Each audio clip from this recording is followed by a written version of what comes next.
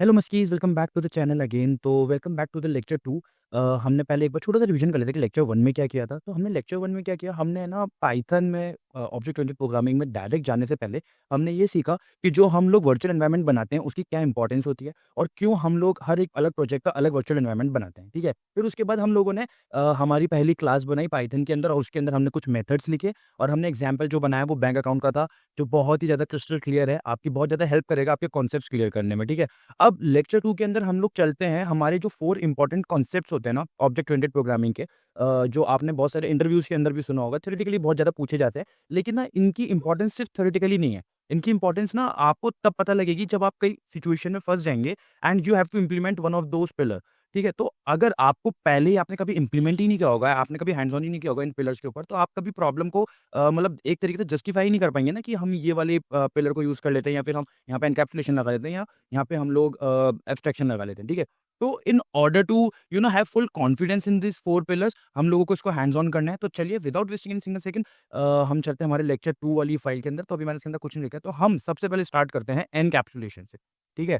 तो what do you mean by encapsulation? English के अंदर होता है, जो इंग्लिश मीनिंग है इस वर्ड का वो ये है कि आप किसी भी चीज़ को जब एनकैप्सुलेट कर लेते हैं, बेसिकली आप एक डेटा को मतलब प्राइवेसी के कारण आप एक पर्टिकुलर डेटा को छुपाना, ठीक है? This is the basic meaning of encapsulation. Object oriented programming में एनकैप्सुलेशन का मतलब क्या होता है? यहाँ पे थोड़ा-सा चेंज है। यहाँ पे हम क्या करते हैं कि जो हमारे इंपॉर्टेंट वेरिएबल्स होते हैं जिसमें इंपॉर्टेंट डेटा होता है, हम उसको ना डायरेक्ट एक्सेस नहीं देते, हम उसको रिस्ट्रिक्ट कर देते हैं। In order to access those private variables या फिर इंपॉर्टेंट वेरिएबल्स, आप हम अलग से है ना गेटर मेथड्स बनाते हैं और मतलब गेटर मेथड भी इसलिए बनाते हैं ताकि कोई और उसको मैनिपुलेट ना कर सके। जैसे लेट्स सपोज़ बैंक वाला जो एग्ज़ाम्पल है, उसके अंदर हमारा सबसे इंपॉर्टेंट क्या है?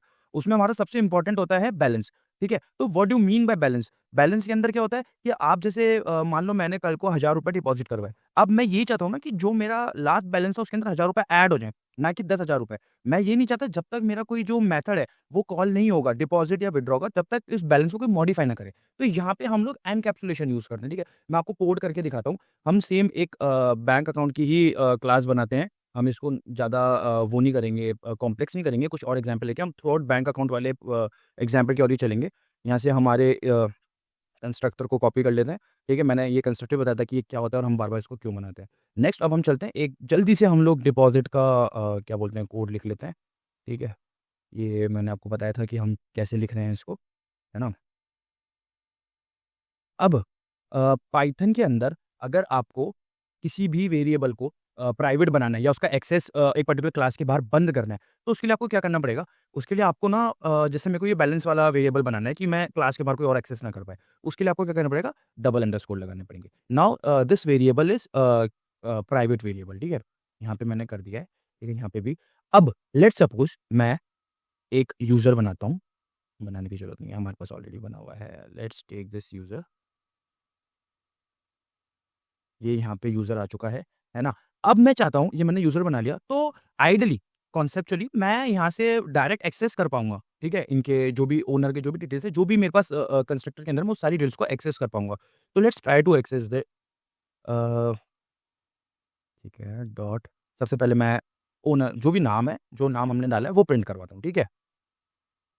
तो देखो यहाँ पर नाम ईज़िली प्रिंट हो गया बिकॉज़ ये प्राइवेट वेरिएबल नहीं था। लेकिन एट द सेम टाइम अगर मेरे को इसकी जगह बैलेंस प्रिडिक्ट करवाना है, तो आप खुद देखोगे मेरे को पायचाम ने ही वार्निंग दे दी है कि ऐसा कुछ है ही नहीं, एट्रिब्यूट ही नहीं है बैलेंस बैंक अकाउंट क्लास के अंदर भाई, तुम कैसे उसको एक्सेस करो? तो यहाँ पे ये एरर दे देगा।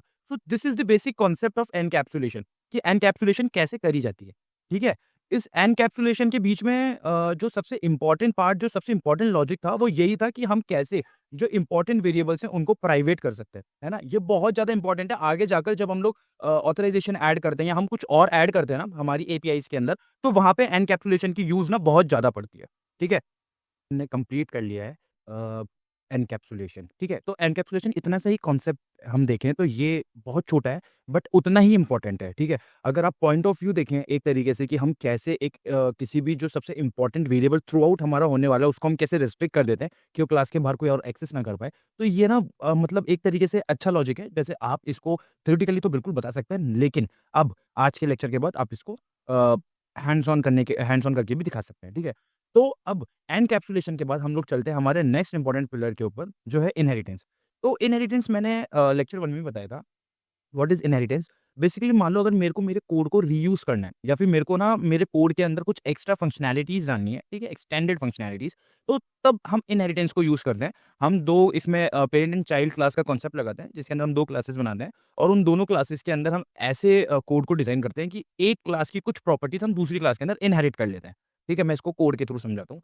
तो यहाँ तक का एक कोड अपन लगा के रखते हैं। अब हाँ, मैं एक चीज़ बताना भूल गया कि अगर मान लो मेरे को अगर बैलेंस फेच करना है, तो मैं कैसे फेच करूँ विदाउट एक्चुअली मॉडिफाइंग इट, तो हम एक क्या है ना गेटर मेथड बना लेते हैं, बैलेंस को फेच करने के लिए। इससे अपन बैलेंस को तो फेच कर पाएँगे, लेकिन अपन बैलेंस को मॉडिफाई नहीं कर पाएँगे आउटसाइड आवर क्लास, ठीक है? तो ये एक बहुत अच्छा एक मेथड है मेरे हिसाब से, ये अपन को बना लेना चाहिए। इससे आपको मान लो अगर आपको गेट करना है, तो जैसे हम यहाँ पे मैं आपको करके दिखा देता हूँ, ठीक है? तो जैसे यहाँ पे आप गेट कर सकते हो, है ना? आउटसाइड क्लास आप ऐसे गेट कर सकते हो। ये हमने एक गेटर मेथड बना दिया। नाउ अब अपन मूव करते हैं इनहेरिटेंस की तरफ। तो इनहेरिटेंस के लिए लेट्स सपोज़ मेरे को मतलब एक तरीके से एक क्लास जो हमारी सेविंग्स हम एक दूसरी क्लास बनाएँगे, ठीक है? हम बनाएँगे एक सेविंग्स से रिलेटेड सेविंग्स अकाउंट से रिलेटेड क्लास बनाएँगे, जो इनहेरिट होगी हमारी जो ये मेन क्लास है बैंक अकाउंट उससे, ठीक है? मैं आपको बताता हूँ कैसे पाइथन के अंदर इनहेरिट का कॉन्सेप्ट लगाया जाता है। तो सबसे पहले मैं एक क्लास बना लेता हूँ क्या नाम सेविंग्स ही नाम दे देते हैं इसको, ठीक है? तो मैंने इसको सेविंग्स का बना दिया। अब ये जो क्लास है ना, ये आर्गुमेंट के अंदर पूरी अपनी मेन क्लास लेगी ये वाली बैंक अकाउंट वाली। This is the concept guys. ये है important concept that you need to remember. ठीक है? बहुत ज़्यादा इंपॉर्टेंट कॉन्सेप्ट ये इस चक्कर में हो जाता है बिकॉज़ जब भी हम लोग एक पर्टिकुलर क्लास को इनहेरिट करना चाहते हैं पाइथन के अंदर, तो हम लोग उसके आर्गुमेंट में ही पूरी जो क्लास जिससे हमारे को इनहेरिट करनी है, वो भेज देते हैं। ठीक है? तो ये एक यू कैन से एक आइस ब्रेकर लॉजिक है, जो आपको समझ में आना चाहिए, जो आपको पता होना चाहिए बिफोर इम्प्लीमेंटिंग इनहेरिट। ठीक है? इनहेरिटेंस सॉरी, है ना? अब अपन यहाँ पे एक मैं बताऊँ एक कंस्ट्रक्टर बना लेते हैं एक बार के लिए। अ, एक कंस्ट्रक्टर बनाकर ठीक है? और एक बार के लिए सारी चीज़ें तो डाल ही देते हैं अपन, जो-जो अपन को चाहिए। ठीक है? ये मैंने डाल दी है and I wanted to add क्या ऐड करें one more thing let's say मैं इंटरेस्ट रेट भी डाल देता हूँ। ठीक है? इंटरेस्ट रेट से क्या होगा कि जो भी सेविंग्स अकाउंट के अंदर अमाउंट पड़ा, उसपे हमारे को यूज़र को कुछ इंटरेस्ट मिलेगा एनुअली। तो मैं इसको अभी 5% रख देता हूँ एक बार के लिए, जो स्टैंडर्ड है, अभी जो करंट चल रहा है। ठीक है? अब मेरे को क्या करना है, मेरे को इनहेरिट करनी है सेम कैपेबिलिटीज़ जो बैंक अकाउंट है उसके अंदर, जो मेरे इंस्ट्रक्टर्स हैं उसको। तो अपन कैसे उसको इनहेरिट करते हैं, we can call we can call the parents constructor basically. जो अभी यहाँ पे पेरेंट कौन-सी क्लास है? बैंक अकाउंट और हमारी चाइल्ड कौन-सी है? Savings account. ठीक है? तो हम क्या करेंगे, हम लोग जो कॉमन एट्रिब्यूट्स हैं इन दोनों में, जैसे आप देखोगे ओनर और बैलेंस ये दोनों कॉमन एट्रिब्यूट हैं, राइट? ये दोनों आप जैसा कि देखोगे तो एक तरीके से काइंड ऑफ कॉमन हैं, तो इसको मेरे को अगर इनहेरिट करना है तो मैं वो कैसे करूँगा? ठीक है? अच्छा बिफोर इनहेरिटेंस के ऊपर जाएँ, हम पहले इसको प्राइवेट से हटा देते हैं, बिकॉज़ अभी हम लोग इनहेरिटेंस कर रहे हैं, एनकैप्सुलेशन नहीं कर रहे हैं, तो हम प्राइवेट से भी इसको हटा देते हैं। ठीक है? अब मेरे को जो ये कॉमन मेरे जो ये कंस्ट्रक्टर के अंदर जो एट्रिब्यूट्स है, मेरे को उसको इनहेरिट करना है, तो मैं उसको सुपर कीवर्ड के थ्रू एक ये मेथड होता है, इसके थ्रू मैं इसको इनहेरिट कर लूँगा पूरा, ठीक है? वही जो पूरा अपना इनिट फंक्शन है, उसको अपन कॉल कर देंगे और जो हमारे कॉमन है, हम उनके बारे में लिख देंगे। बिल्कुल सिंपल है, बस दैट्स इट। यही है। मतलब आप देखोगे जैसे मान लो अभी तो मेरे पास सिर्फ़ 2 ही हैं, लेकिन जब हम एपीआईज़ बनाते हैं, उसके अंदर हमारे पास ना कंस्ट्रक्टर के अंदर बहुत सारे एट्रिब्यूट्स होते हैं। तो उन एट्रिब्यूट्स को बार-बार लिखना, वो हमारे लिए बहुत ज़्यादा हेक्टिक पड़ जाता है। तो इसलिए हम क्या करते हैं, हम उसको इनहेरिट कर लेते हैं। हमारी जो मेन पेरेंट क्लास है, उससे हम इनहेरिट कर लेते हैं। तो उससे क्या होता है, आप ये मान लो उससे ना हमारा जो रीयूज़ेबिलिटी है वो बढ़ जाती है एंड मैंने आपको स्टार्टिंग में क्या बताया था कि इनहेरिटेंस बेसिकली हमारी रीयूज़ेबिलिटी को इंक्रीज़ करता है। ठीक है? राइट? तो अब यहाँ पे हमने जितने भी हमारे कॉमन एट्रिब्यूट्स हैं उसको हमने इनहेरिट कर लिया। ठीक है? Now let's move again. हमारा एक ही अलग वाला था, वो था ये इंटरेस्ट रेट, उसको अपन लोग अलग से डिफाइन कर देते हैं। सिंपल। ठीक है जी, हो गया, है ना? अब एक जस्ट फॉर द क्लैरिफिकेशन कि मतलब मैं इस पूरे एग्ज़ाम्पल को क्योंकि मैं स्टेप बाय स्टेप चल रहा हूँ कि हर एक फ़ंक्शन का, हर एक मेथड का अपना एक सेंस बने, ठीक है? इस चक्कर में मैं ना हर पूरे प्रॉपर अच्छी तरीके से इस पूरे है ना एग्ज़ाम्पल को बिल्ड करना चाह रहा हूँ, ताकि आप लोगों को लॉजिक्स पता लगें, ऑब्जेक्ट ओरिएंटेड प्रोग्रामिंग के साथ-साथ ये जितने भी अपने 4 इम्पोर्टेंट टॉपिक्स हैं, 4 पिलर्स ऑफ ऊप्स हैं, उनका अच्छे से कॉन्सेप्ट है। इसलिए मैं पूरे कोड को कंप्लीट करूँगा, मैं सिर्फ़ कुछ मेथड्स लिख के नहीं छोड़ दूँगा जिसके अंदर इम्प्लीमेंटेशन है। तो अपन एक काम करते हैं, अपन एक इंटरेस्ट का वो भी बना देते हैं, जिसके अंदर अपना क्या हो रहा है कि जो भी हमारा थ्रू आउट इंटरेस्ट है वो सॉरी वो यहाँ पे हम ऐड ऑन करते हैं, ठीक है? ऐड ऑन करने से हम कैसे जो भी हमारा फाइनल बैलेंस बनता है वो कैसे हम ले सकते हैं। Just a second. मैं से तो देखो, जो भी मेरा इंटरेस्ट बनेगा, है ना? वो कैसे बनेगा?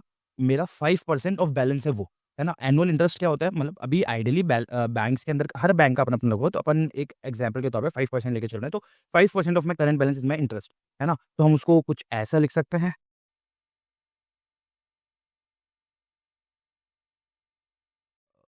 मल्टीप्लाई कहाँ चला गया? ये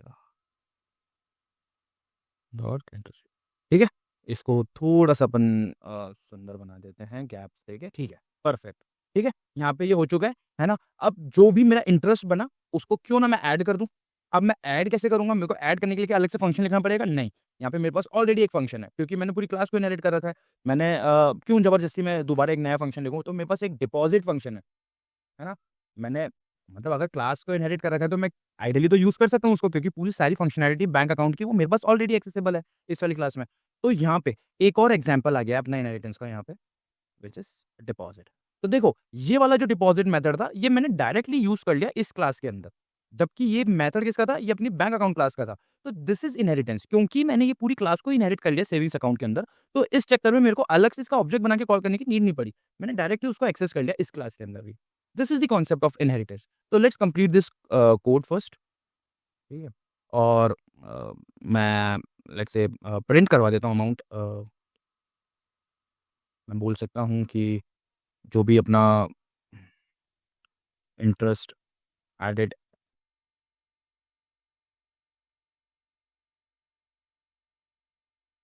अरे यार! ठीक है?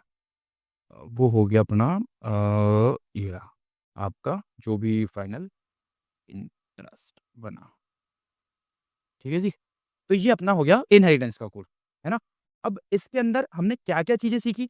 इसके अंदर हमने सबसे पहले सीखा कि कैसे हम एक पूरी क्लास को इनहेरिट कर लेते हैं हमारी चाइल्ड क्लास के अंदर, हमारे जो पेरेंट के कुछ फंक्शनैलिटीज़ हम उसको कैसे इनहेरिट करते हैं हमारी चाइल्ड के अंदर। दूसरी चीज़ हमने उसको इम्प्लीमेंट करके देखा प्रॉपर्ली, है ना? हमने सारी चीज़ें अच्छे से बनाई, अच्छे से हमने इम्प्लीमेंट किया। तो this is about inheritance.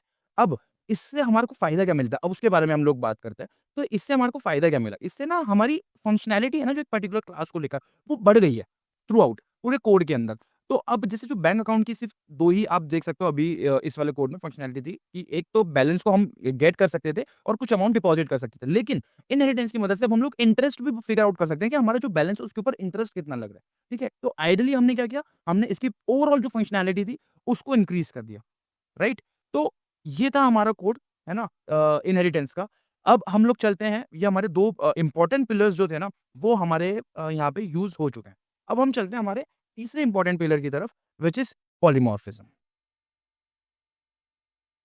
Okay, तो यहाँ तक हमने इनहेरिटेंस को कंप्लीट कर लिया था, राइट? अब मैं इसके अंदर मैंने सारी चीज़ें दिखा दी थी, बस मैं रन करना भूल गया था, तो एक बार हम इसको रन भी कर लेते हैं, है ना? Just for the sake of implementation. तो मैं इसको पहले तो कमेंट आउट कर देता हूँ एंड लेट्स सपोज़ मैं क्रिएट करता हूँ एक सेविंग्स अकाउंट। अब उस सेविंग्स अकाउंट में जो हमने इनहेरिट किए थे, हमारे जो कॉमन एट्रिब्यूट्स थे, वो सेम एज़ इट इज़ इसको डिक्लेयर करने पड़ेंगे हमारे को। तो सबसे पहले हमारा जो इम्पोर्टेंट था, let's do it in very quick and after that जो भी हम लोग अमाउंट डालेंगे, 10,000 मैंने अमाउंट डाल दिया, ठीक है? अब uh, let's suppose I wanted to see कि मैं कितना इंटरेस्ट इस अमाउंट के ऊपर कमा सकता हूँ। तो मैं अगर ऐसे चाहता हूँ एंड हूँ, तो सी जो 10,000 है उसके ऊपर मैं 500 एनुअली अगर मेरे पास ये पड़ता तो मैं एनुअली 500 रुपीज़ तक का इंटरेस्ट अमाउंट कमा सकता हूँ। ठीक है? तो this was the implementation inheritance का, जिसके अंदर हमने एक पूरी क्लास बनाई, उसको हमने इनहेरिट किया एंड वी इम्प्लीमेंटेड इट। और फिर उसके बाद हम लोगों ने ये भी देखा कि कैसे हम लोग कॉमन एट्रिब्यूट्स को बेसिकली शेयर कर सकते हैं एंड डायरेक्ट कैसे एक्सेस कर सकते हैं हमारी पेरेंट क्लास को चाइल्ड क्लास के अंदर। ठीक है? Now let's move to another important pillar which is polymorphism. ठीक है? तो पॉलीमॉर्फिज़्म जो होता है, उसका एक्चुअल मीनिंग क्या होता है? पहले हम उसके बारे में पढ़ेंगे। पॉलीमॉर्फिज़्म का मतलब क्या होता है कि जैसे मान लो अपने पास हम लोग क्लास बना रहे हैं, अलग-अलग हमने क्लासेस बनाई हैं। हर एक क्लास के अंदर एक मेथड है, है ना? लेट्स सपोज़ मैंने सेविंग्स अकाउंट है, तो अब मैंने एक और क्लास बना दी करंट अकाउंट, बिकॉज़ हमारे पास ऐसे भी यूज़र्स आ सकते हैं जिनको करंट अकाउंट खुलवाना है हमारे बैंक अकाउंट में। तो मैंने एक अलग से करंट अकाउंट की भी क्लास बना ली, है ना? अब इन दोनों क्लासेस के अंदर हम लेट्स सपोज़ एक कॉमन ले लेते हैं कि अकाउंट का टाइप जो रिटर्न करना है हमारे को, कि जो भी यूज़र का अकाउंट है उसका क्या टाइप है ना? तो लेट्स सपोज़ सेविंग्स अकाउंट है तो उसका टाइप होगा सेविंग्स, करंट अकाउंट है तो उसका टाइप होगा करंट अकाउंट, और एक हम पेरेंट क्लास मान लो जो हमारी बैंक अकाउंट है उसके अंदर हम बोल देते हैं कि एक ये जनरल अकाउंट है ना? या फिर अपन जॉइंट अकाउंट भी खोल सकते हैं। अब इसके अंदर ना जो ये गेट करने का है मेथड जो बनेगा अपना अकाउंट को अकाउंट के टाइप को, इस गेट करने के मेथड का नाम जो है ना वो सेम रहने वाला है, गेट अकाउंट नेम। बिकॉज़ क्या होगा कि हर अकाउंट के लिए हम अल्टीमेटली कर तो वही फंक्शन रहे हैं, सिर्फ़ अकाउंट का टाइप ही तो अलग है, बाकी कर तो हम सब सेम ही रहे हैं, ठीक है? तो इसको अपन पॉलीमॉर्फिज़्म बोलते हैं, जिसके अंदर ना जो मेथड है उसका नाम है ना जो, वो तो सेम रहता है, लेकिन जो अंदर की फंक्शनैलिटी है ना, वो अलग रहती है ना? तो इसको करने के लिए अपन एक बार के लिए नई उस पे चलते हैं, बिकॉज़ इसके लिए थोड़ी-सी अलग तरीके से अपन कोड लिखेंगे, तो उसको मैं लेक्चर 2 एंड पॉलीमॉर्फिज़्म डाल देता हूँ, ठीक है? तो अपन चलते हैं। अब सबसे पहले जैसे एक हम बना लेते हैं, एक बैंक अकाउंट नाम की हम क्लास बना लेते हैं। इसके अंदर हम लोग एक फंक्शन क्रिएट कर देते हैं डेफिनेशन ऑफ अकाउंट टाइप नाम से, ठीक है? अब ये लेगा क्या? सेल्फ लेगा, क्योंकि हमारे को कुछ अभी कुछ इतना हार्ड एंड फास्ट नहीं कर रहे हम लोग, हम कुछ इतना कॉम्प्लेक्स इम्प्लीमेंट नहीं कर रहे, हम लोग सिर्फ़ एक अंडरस्टैंडिंग के बेसिस पे हम इसको इम्प्लीमेंट करना चाह रहे हैं। तो हम सिंपल एक मेथड बनाएँगे जो रिटर्न कर देगा कि हाँ, ये क्या टाइप है। तो लेट्स सपोज़ ये अपन बोल देते हैं जनरल अकाउंट है, ठीक है? ये एक क्लास बन गई अपने पास, है ना? अब मैं एक और क्लास बना देता हूँ, सेविंग्स अकाउंट की, ठीक है? इसके अंदर भी पेरेंट क्लास कौन-सी होने वाली है? बिल्कुल, बैंक अकाउंट की। क्योंकि आपने पीछे वाला लेक्चर पढ़ा था इनहेरिटेंस का, उसके अंदर हमने पता करा था कि हम ऐसा क्यों करते हैं, है ना? नेक्स्ट इसके अंदर हम लोग भी सेम डेफिनिशन बना देते हैं, अकाउंट टाइप जो सेल्फ लेगा, उसको हम लोग रिटर्न कर देंगे। अ,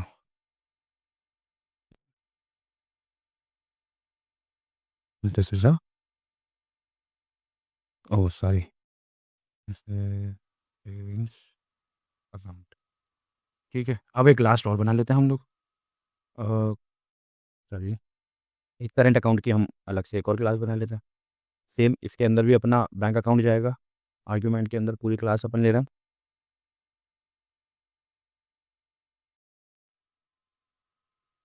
इसके अंदर अब हम इसको कॉपी पेस्ट कर लेते हैं।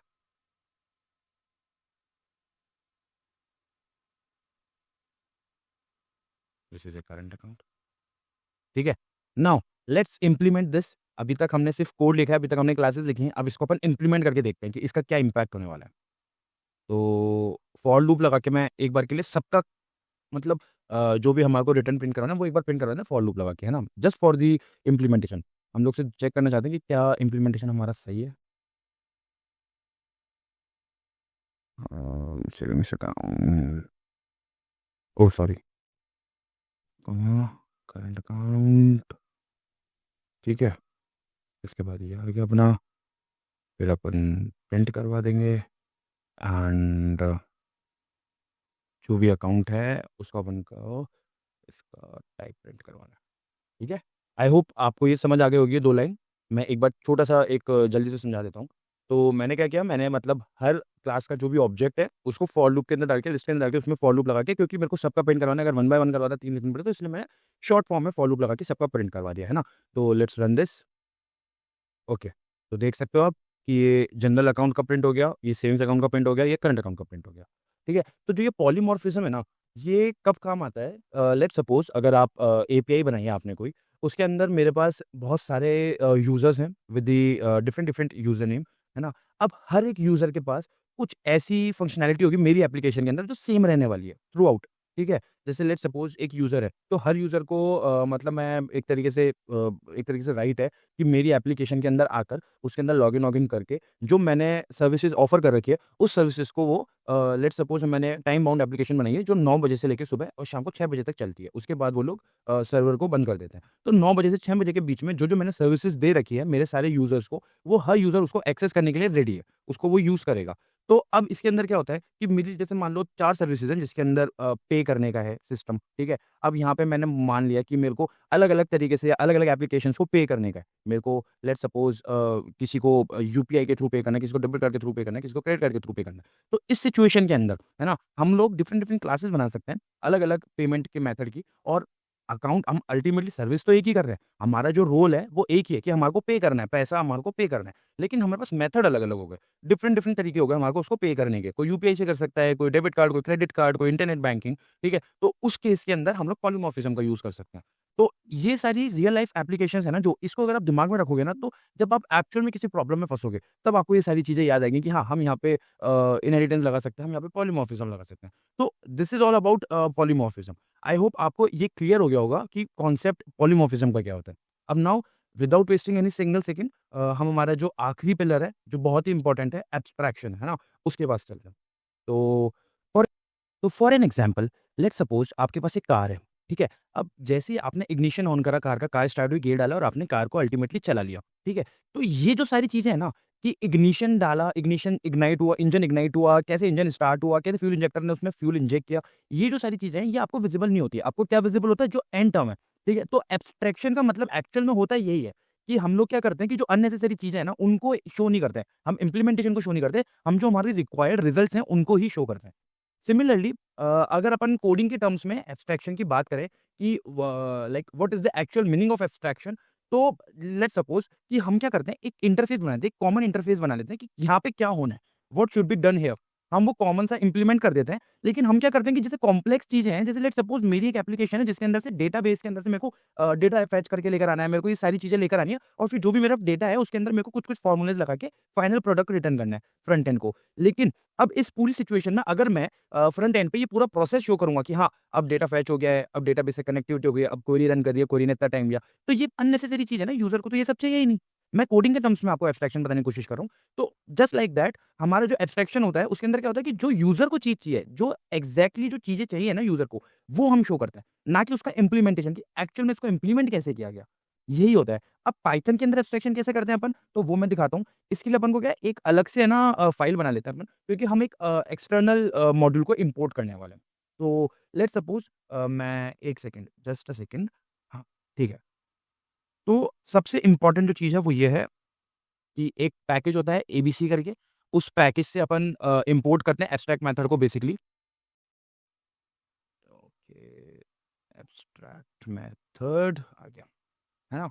अब अपन क्या करते हैं सिंपल जो अपनी बैंक अकाउंट वाली क्लास है उसको तो नॉर्मली अपन बना देते हैं। अभी मेरे को कुछ इम्प्लीमेंटेशन करना नहीं है एज़ सच कुछ कॉम्प्लेक्स इम्प्लीमेंटेशन करना नहीं है बट मैं इस क्लास के अंदर एबीसी डाल दूँगा। मैं इसका रीज़न बताता हूँ हमने ऐसा क्यों किया।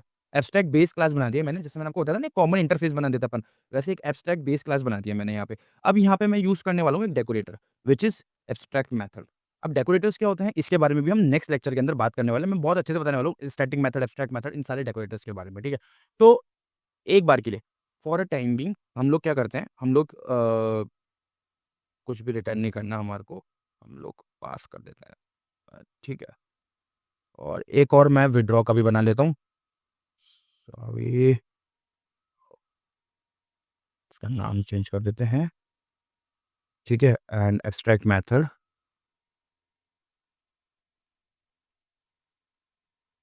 हो गया, डन। हो गया। ये हो गई हमारी एब्स्ट्रैक्ट की जो बेस क्लास है उसका हो गया ये implementation. Now let's create the child class. तो हमने इनहेरिटेंस में पढ़ा था कि हम चाइल्ड क्लास कैसे बनाते हैं, तो अभी वही सेम एग्जांपल को फॉलो करते हैं सेविंग्स अकाउंट वाले को। इसको बनाते हैं अपन और अब इसकी आर्गुमेंट में क्या आएगा? बैंक अकाउंट क्योंकि वो उसकी पेरेंट क्लास है,